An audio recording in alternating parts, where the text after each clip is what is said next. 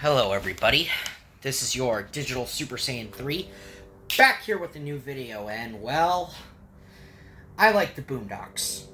In fact, the Boondocks would I say be one of my favorite shows to ever come out of Adult Swim. And that's no fact, I love the first 3 seasons of this show, especially the episodes revolving around the character of Colonel H. Stinkmeaner, the Stinkmeaner saga.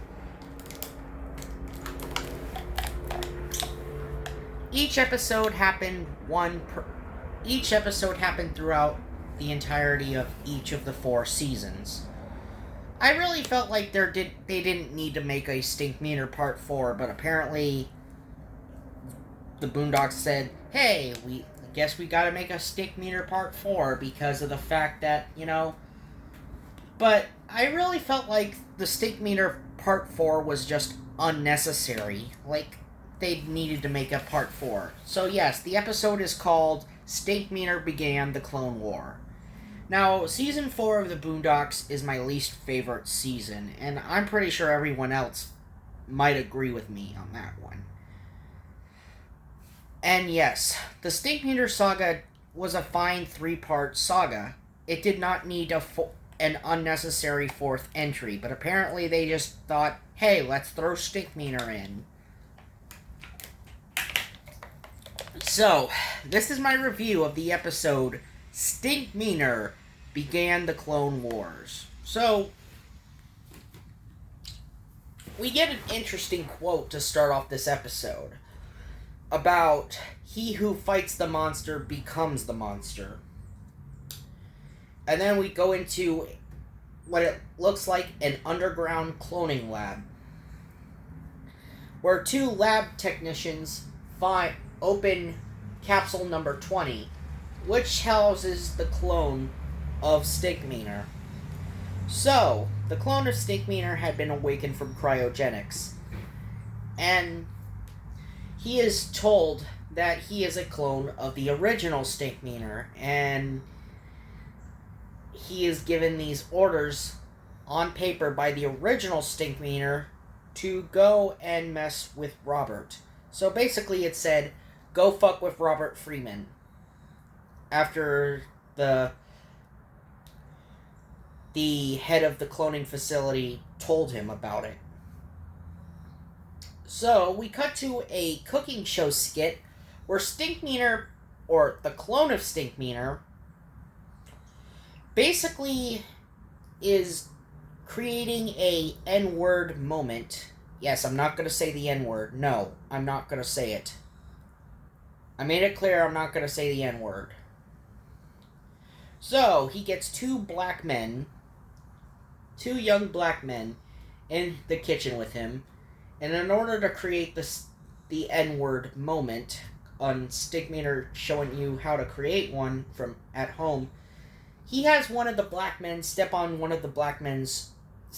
other black man's shoe. And then he says, to continue this, we need 20 years of thug rap, the movie Scarface, which teaches irrational thinking, and don't forget to stir in the crack. Oh yes. And when Stinkmeaner said, don't forget to stir in the crack, he showed an image of Ronald Reagan. Needed to scratch my palm. Okay. So we cut to the Woodcrest Mall as Granddad was going shopping, and he found out that his car that the back of his car yet again was crashed into, or was hit again, until the attacker revealed himself to be Stinkmeaner, and in Granddad's shock, he happens to see Stinkmeaner, but the Stinkmeaner clone corrects him, saying, "No, I'm the clone of Stinkmeaner. What you gonna do?" And then Robert said, "You know what? I'm sick of this shit. I'm killing your ass one more time." So now we get into them having a parking lot brawl, just like in the first one. Okay, yes. This episode although it's featuring a clone of Stinkmeaner, they do rehash the entirety of the entire plot of the first Stinkmeaner. It's basically a rehash of the first appearance of Stinkmeaner from the episode Granddad's Fight. Except this time around, Granddad does hold his own in the parking lot brawl, unlike the first time he fought Stinkmeaner. Except this time around, people are actually recording it on their cell phones and uploading it to YouTube until the police actually do show up. Robert in the police office and the office of the police station learns that Stinkmeaner is not going to file charges. Even though, despite the fact that, yes, Robert said, no, I want to file charges. This man's a psycho. Even though the policeman said, Mr. Freeman, you were the one who attacked first. So he ended up showing the video of Robert lunging right at Stinkmeaner. Even though Robert was the one who lunged at Stinkmeaner. And then Robert said, do you know what an N-word moment is? And the policeman replies, yeah, I know what an N-word moment is. If it wasn't for those, I wouldn't have had a job.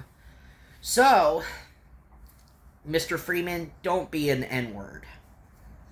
So we cut back to the Freeman residence, and as Robert is walking through the door, Riley is laughing about Granddad getting his ass whooped again, and he basically talked about his grandfather.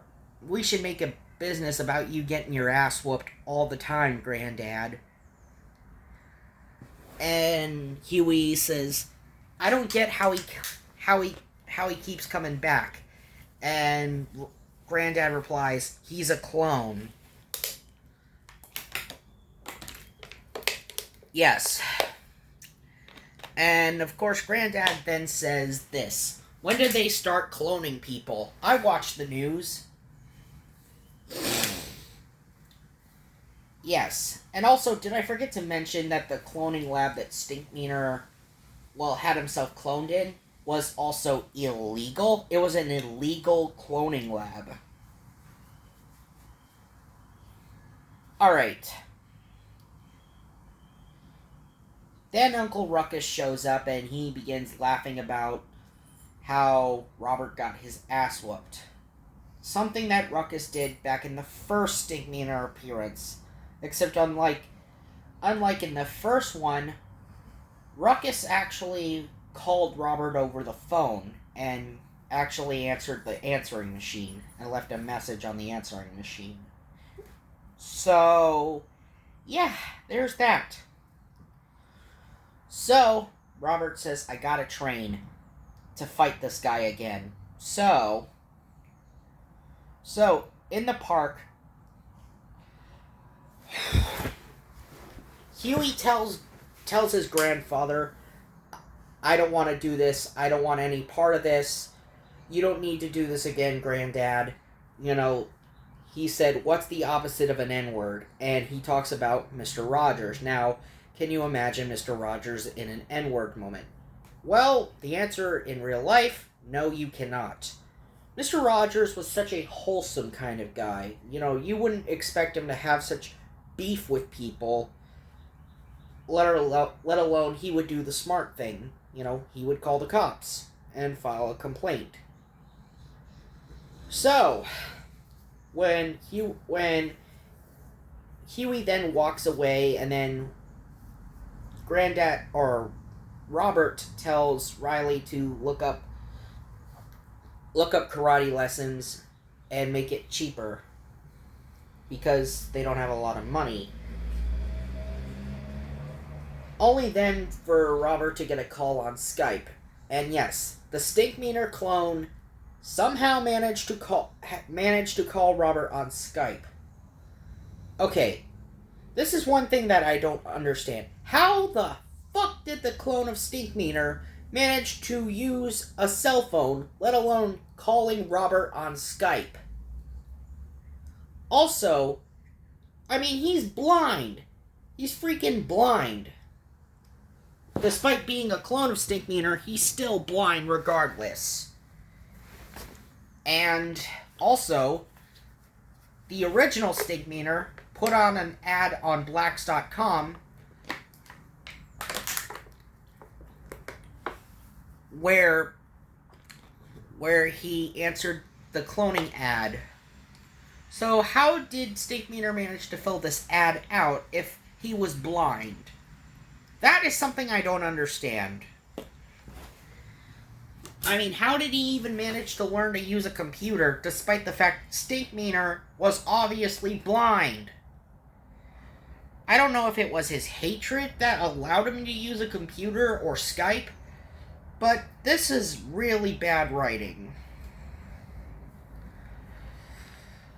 And now we get to another rehash, the dream sequence. In the original, it was Huey that had the dream sequence. This time around, it's Granddad, or Robert. It's Robert that has the dream sequence. This time, he imagines himself in the Empire Strikes Back in the Dagobah system, in the swamp of Dagobah. And yes, we get an image of Yoda. Yes, that's right, Yoda. And he tells Robert not to take his weapons in with him. And Robert is dressed like Luke Skywalker, because he's the main character of this episode, and of course he would imagine himself as Luke Skywalker. So, he goes into the Den of Evil, into the cave, and is confronted by Darth Stinkmeaner. That's right, it's Stinkmeaner dressed as Darth Vader in Robert's mind.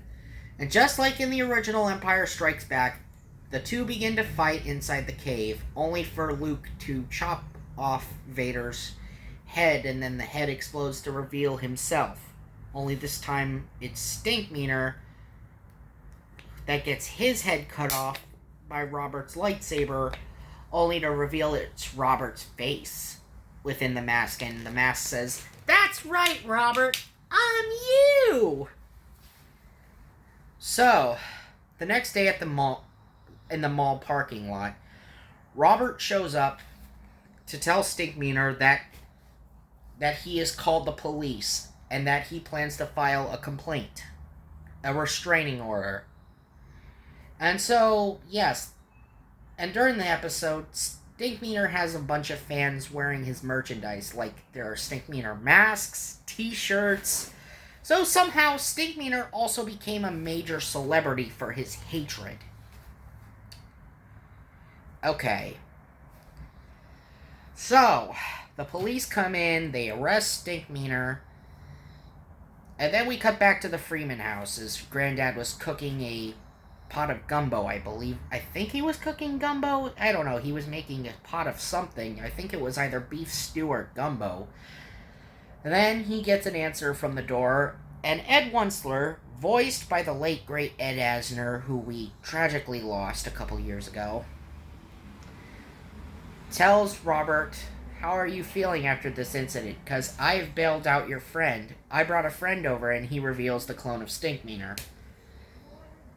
And of course, the two come in to propose just one more fight. We could sell it like pay-per-view, and if you accidentally get killed, we could do a documentary, kind of doing something like the WWE about touring from city to city, and Stinkmeaner's like, "Yeah, it'll be me kicking your ass every night of the week."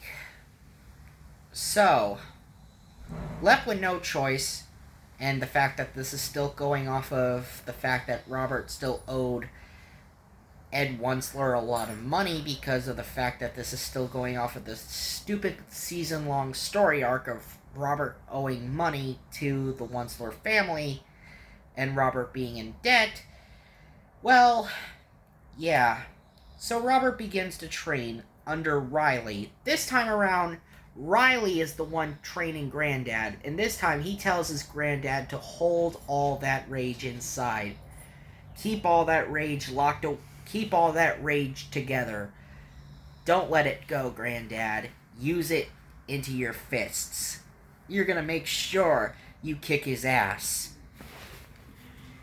And yes, throughout this second half of the episode, Robert starts seeing issues. Basically, he starts turning into what he despises the most.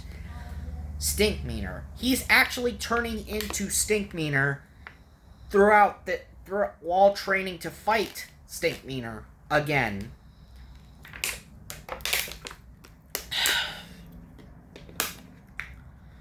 Only this time, while driving to the mall with his grandsons in the car,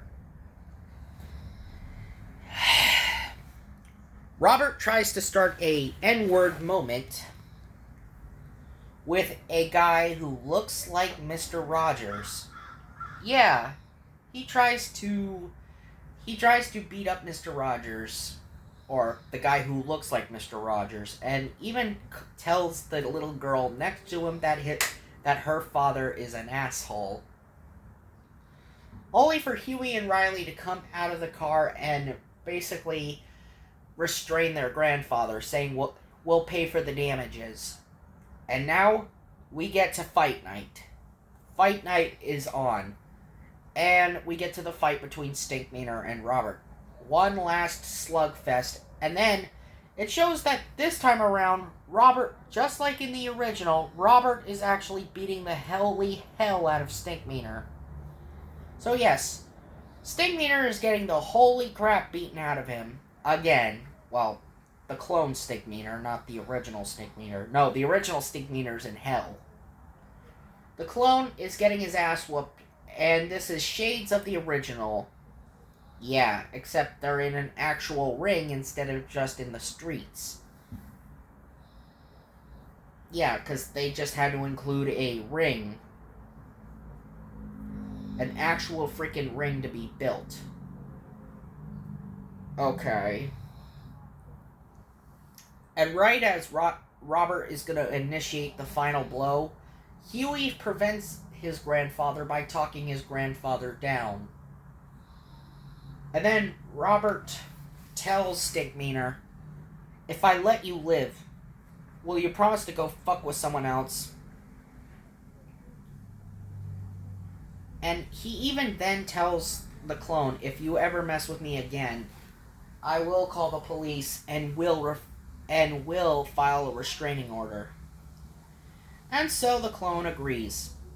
He says, okay, Robert, all you had to do was ask. I don't even know you. I'm just a clone. And so we get to the Freemans having dinner, and the clone of Stinkmeaner is outside saying, Robert, how come you never invite your boy Stink over for dinner, Robert? And Robert's saying, this is what I get for doing the right thing. And then he tells the clone to go bug somebody else. And the clone's like, that's all I know how to do, Robert. Bugging you is what I'm able to do. I'm just the clone. And then Stinkmeaner begins singing, Stinkmeaner forever, Stinkmeaner forever. So he's like singing throughout the end credits. And the episode just ends.